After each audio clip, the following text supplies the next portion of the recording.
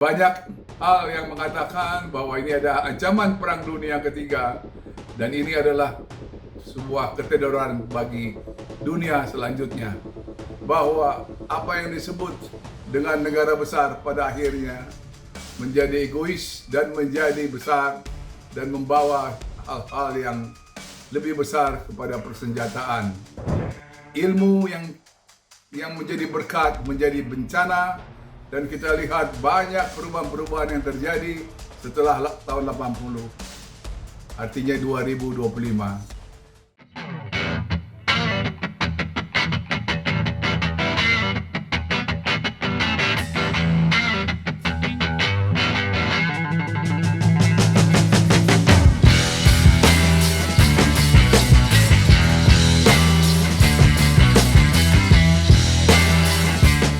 Hai, Logikers, selamat bertemu kembali.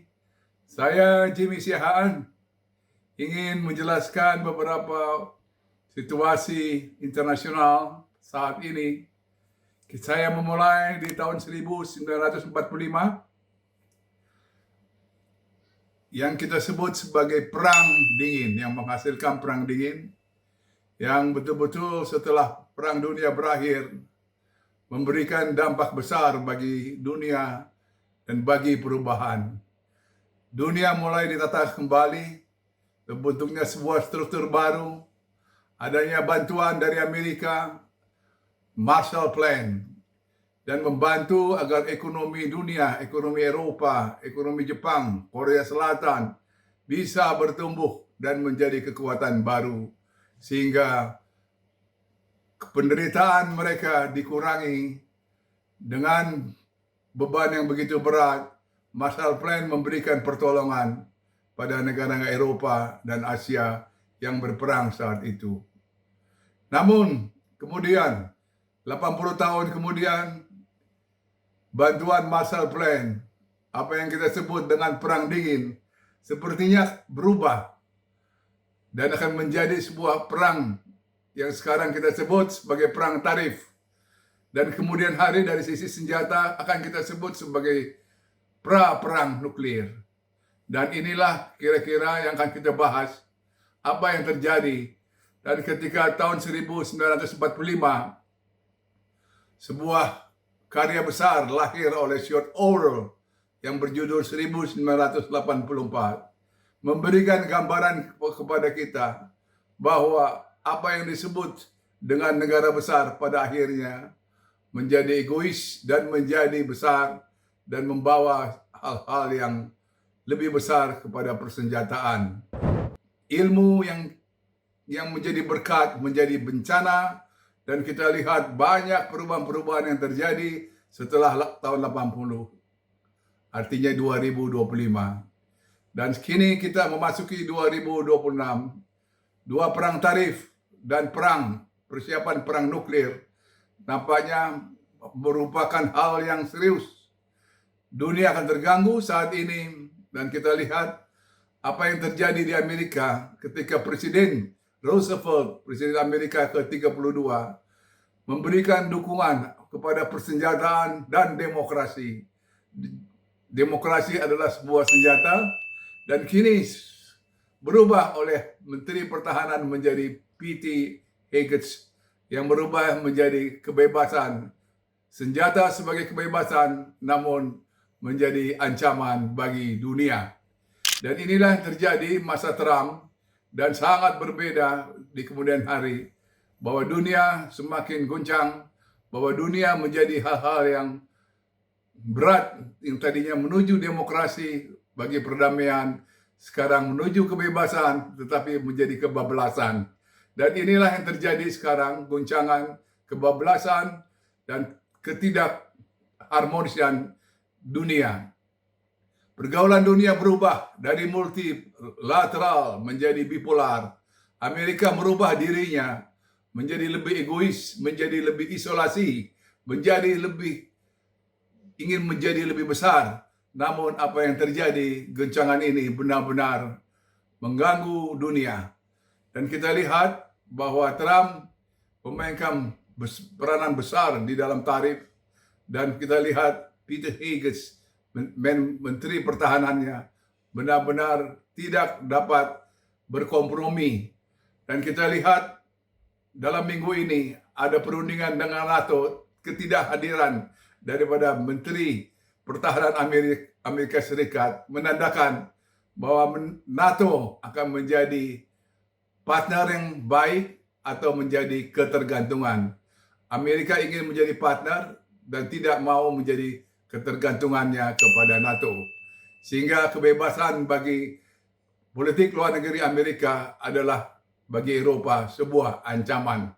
Dan ini mengganggu semua kehidupan dan pergaulan yang selama ini ada, baik Eropa maupun dunia lain.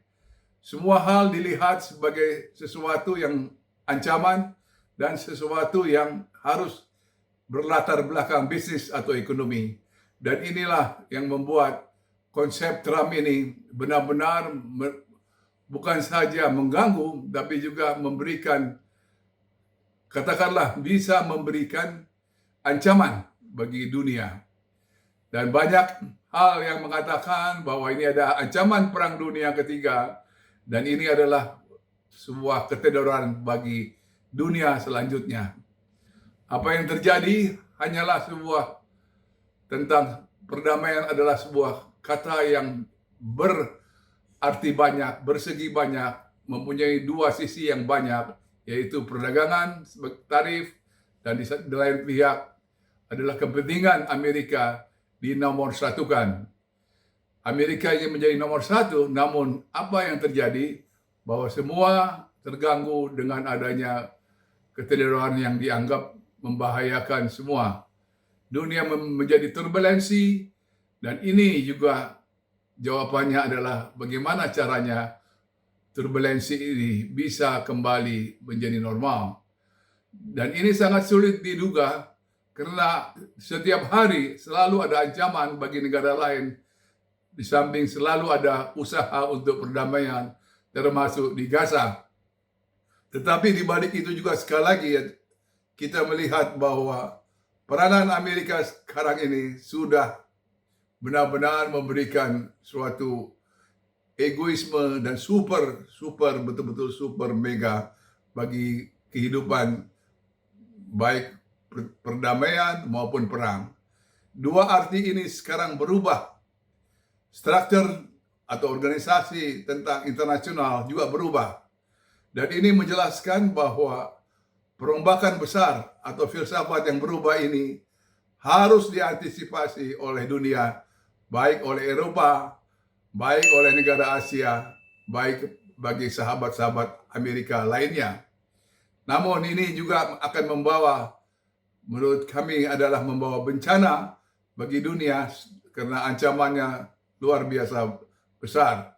Karena militerisasi sekarang sudah berkembang, dan persiapan arah Amerika dengan budget yang besar, 1,5 bilion merupakan keterjutan dunia. Kenaikan budget untuk pertahanan Amerika sebesar 66%, ini juga merupakan hal yang katakanlah mengganggu atau katakanlah yang dapat mengancam dunia selanjutnya.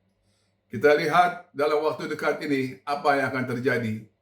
Amerika tidak akan mengenal kata-kata kompromi, dan Amerika tidak akan mengenal kata-kata kekalahan. Yang adalah bagi mereka, bagi Amerika khususnya adalah kemenangan. Kemenangan adalah hal yang harus dilaksanakan, dan itu disebut sebagai membuat Amerika yang lebih besar dan lebih kuat. Sampai sekian dan terima kasih atas perhatiannya. Kita menunggu perkembangan selanjutnya, baik di Dewan Perdamaian maupun dengan perang selanjutnya, apakah menuju perang nuklir, apakah menuju perang kecil-kecilan. Kita lihat dan kita perhatikan day by day, dan tidak bisa kita berpikir untuk berminggu-minggu atau berbulan-bulan, karena day by day adalah kunci bagi ketertiban dunia.